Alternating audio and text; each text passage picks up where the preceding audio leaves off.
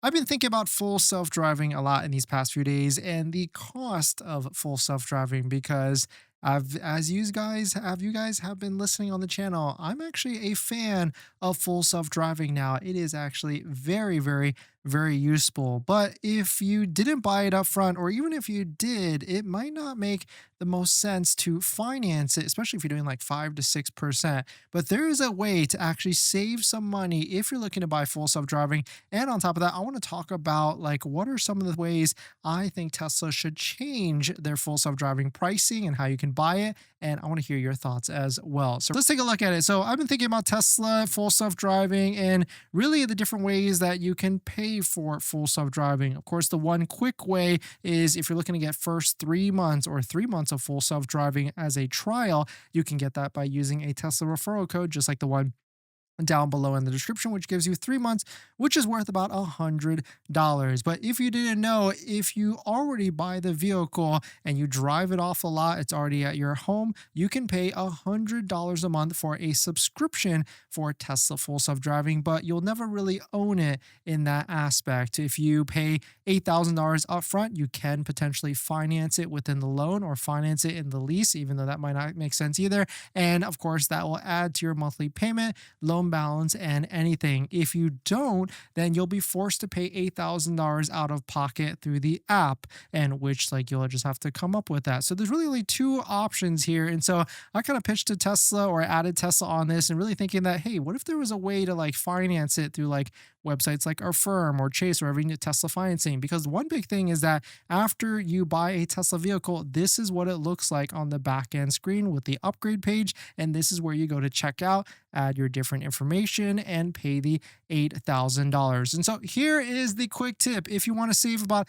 $1,000, part of my other interests and passions is credit cards. I love using points and everything. Right now, through this portal right here, I'll put it in the live stream. There is actually a way to get 100,000 points if you spend $5,000 up front. And those points, if you're brand new to this, these type of points are worth a ton, maybe even like $1,500 to $2,000 to $3,000 in actual value. If you just cash out at 1 to 1, it's worth 1,000. But if you know, like if you're into this, or if you're brand new to this or getting close to this, you know that maybe potentially traveling will get you the highest net, where you can get thousands of dollars on redemption value by doing this. And so that's my quick tip. That's our referral link down below in the live stream chat or in the description if you want to take a look at it, because right now this is a high point offer that has came into the fold pretty recently. And this is one of the ways that if you're wondering what the valuation on this is, that's at least 0.01 cents each, which is $1,000. But if you ask websites like the Points Guy, which is really heavily into credit cards,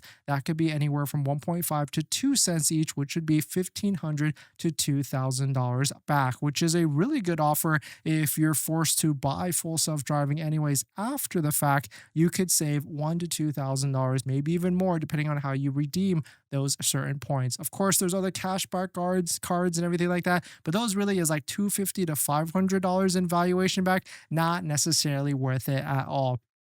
But here's my idea, and I want to hear from you all. If you're interested in this, like if you're looking to like buy full self-driving, would you want Tesla to give you an option to be able to finance it through like websites like Affirm or some other ones later on in the ownership experience? Because I feel like that makes sense, especially because they already have partners through like Chase, Affirm, or not Affirm, or Affirm on the accessory side for all the different stuff, and also Tesla financing as well. But let us know what your thoughts on it. Let us know what you're thinking. If you're planning on financing your Tesla, then there's one thing you need to do before you even apply: protect your credit. Seriously, because here's the wildest part. Bank of America just had a data breach recently, and they didn't even tell customers for a month. That means your social, your phone number, and your email could have already been out there, and you'd have no clue. Most companies wait on average of 277 days to report a breach. That's 9 months where your identity is exposed and you're the last to know. That's why I use Aura, today's sponsor. Aura constantly scans the dark web and lets me know if anything tied to me shows shows up, my social, bank info, or any of my personal information. And that's not just for breaches. There's so many different tools I use with Aura. Want to reduce those pesky spam calls? Aura's got it. Want to remove your data like your addresses, phone numbers from those sketchy broker sites? Aura has that too. They will also include $5 million